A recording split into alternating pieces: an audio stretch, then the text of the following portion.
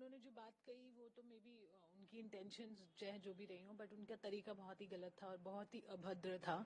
और मुझे नहीं लगता जिस तरह से वो हंस रहे थे या सरकाज़म में थे या मजे ले रहे थे, वो बहुत ही एक सीएम को शोभा नहीं देता। और ना ही उनसे ये उम्मीद थी। अगर इस बारे में वो थोड़ा अच्छे शब्दों में और तमीज से बात करते तो मुझे लगता है उसका ज्यादा असर होता। और इन्होंने जिस तरह से बात की, बहुत कह सकते हैं ना, इतने गंभीर मुद्दे को इतना अश्लील तरीके से उन्होंने पेश किया, वो बहुत ही बुरा था। जी, इस पर बयान तेजस्वी यादव का भी आया, उन्होंने डिफेंड किया है। उन्होंने कहा ये एक तरह की शिक्षा है जो स्कूलों में दी जाती है।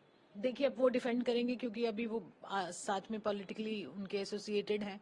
और मुझे लगता है कोई भी अगर इस चीज पे उनका साथ दे रहा है तो वो खुद भी उसका बराबर का हिस्सेदार है। और ऐसी अश्लील हरकत को, मैं तो अश्लील हरकत बोलूंगी, चाहे उनका उसका कहने का तात्पर्य जो भी रहा हो, बट उन्होंने जो तरीका अपनाया वो बहुत ही गलत था। और अगर जो भी उनका सपोर्ट कर रहा है वो भी उसमें भागीदारी है। एक बार आपके स्टैंड के तौर पर, अगर एक्टिविस्ट के तौर पर, स्टैंड के तौर पर बात करें, महिलाएं भी वहां पर मौजूद हैं, असहजता कहीं ना कहीं एक कहा जा रहा है, दूसरे विधायकों ने भी कुछ मुस्कुराने लगे ऐसा कहा जा रहा है, और कुछ जो है वो काफी असहज थे महिलाएं जो। बहुत ही पहले भी बहुत सारी विधानसभाओं में ऐसी बातें हो चुकी हैं जो महिलाओं को लेकर बड़ी अभद्र टिप्पणियां होती हैं और अभद्र तरीके से बात रखी जाती है। तो मुझे लगता है कहीं ना कहीं ये जो संवेदनशीलता है जो पॉलिटिशियंस में नहीं है और नहीं आ रही है और उस वर्स होती जा रही है, मुझे लगता है उस पर गंभीरता से इनको सोचना पड़ेगा कि कहाँ आप स्टेट के हेड हैं और कहाँ लीडर हैं और किस तरह से आप भाषा का प्रयोग करते हैं। Reaction on Nitish Kumar's statement in Vidhan Sabha. It is very unfortunate, no matter what he wanted to try to say that, okay, education is important. I understand he wanted to mean well, but the kind of language he has used is unacceptable from a person of such a stature where he is heading a state.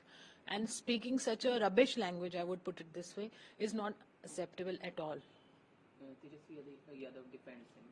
So again, if anybody defending such statements should also be party to it, and if he is defending maybe for political reasons, it is again unacceptable.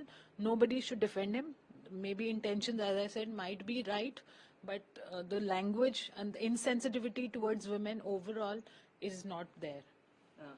As a women activist, your stand on this Absolutely, we condemn the way he, kind of spoke. The language he spoke was very objectifying, very demeaning to women. Coming from a chief minister, coming from uneducated person, I would have given him a benefit of doubt. Person who's heading a state is not acceptable to us.